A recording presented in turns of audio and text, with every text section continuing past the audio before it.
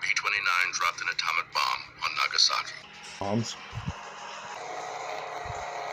Soviets had marched on Germany. Hitler died. World War II had finally ended. Communism began to spread all across Eastern Europe from the Soviet Union conquering. Berlin was split with the big wall in the middle. The United States began a Cold War with the Soviet Union, and a young man named Mikhail Kalashnikov designed a small arms rifle that would change the world forever. This rifle could outgun any firearms the United States had. The United States hadn't even known about it until the mid-1950s.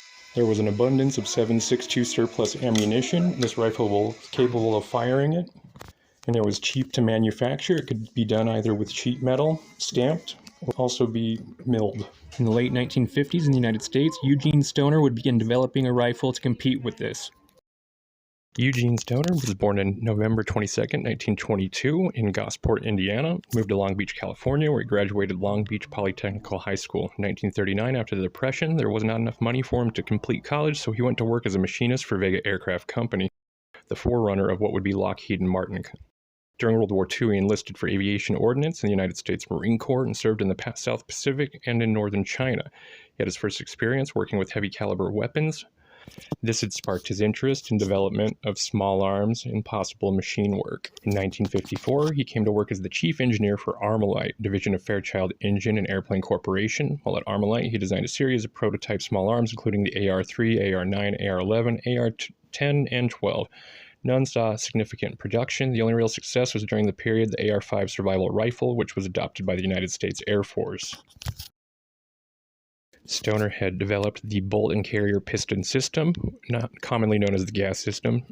Gas operated the bolt and carrier in 1956, subsequently patented by Armalite for the use in the AR-10 rifle, the AR-10 Action later on called. This would be developed later into the M16, M4, AR-15, and so forth, commonly called the direct impingement system. This invention is a true expanding gas system, led to unconventional impinging gas system, gas routed from the port of the barrel through the gas tube directly to the chamber inside the bolt carrier. The bolt within the bolt carrier is fitted with this piston with rings that contain the gas. In effect, the bolt and carrier act as a piston to the cylinder. In 1956, Stoner submitted his AR-10 to the United States Army trials to get the military contract.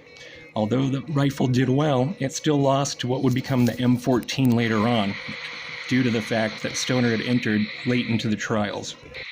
The United States military was so impressed, they request that Stoner's chief assistant, Robert Fremont, along with Jim Sullivan, continue to design based off the AR-10 model, however in a smaller caliber of .223 Remington. Due to financial issues, Armalite ended up selling the patent for the AR-10 and AR-15 to Colt Manufacturing. Colt would continue to develop the firearm, as well as correct little tiny issues here and there to make it more precise.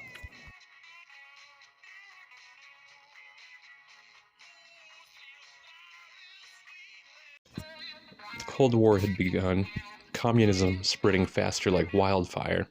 The Soviet Union was mass-producing a rifle that could fully automatic and outgun any rifle any current militaries in the world had, the Kalashnikov 47.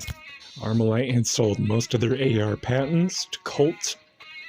In 1961, Stoner left Armalite and went to work for Colt as a consultant. During this time period, the Vietnam War had begun. Stoner had worked as that consultant, overseeing what would be the M16A1 rifle. This rifle would become a military staple for the United States for the next 60 years. It was chambered in a lighter round, 5.56 NATO. It was lightweight, easy to carry, carried a detachable magazines that could hold up to 20 rounds, it required no tools to mend any parts or pieces to swap out. The rifle became America's rifle. The Vietnam War continued from the 60s up into the early 70s. Stoner's Armalite 15 model firearm continued to develop and evolve throughout the years. It became the M16, licensed to Colt. 1960s, President Kennedy even was so thrilled to see this new rifle in action. 1963, there's a Stoner 63, started Ares Armory. Cold War still continued to grow, and the Eastern Bloc was flooded with AKs, while the Western part of the world saw more and more of Stoner's creation. It became a staple for military.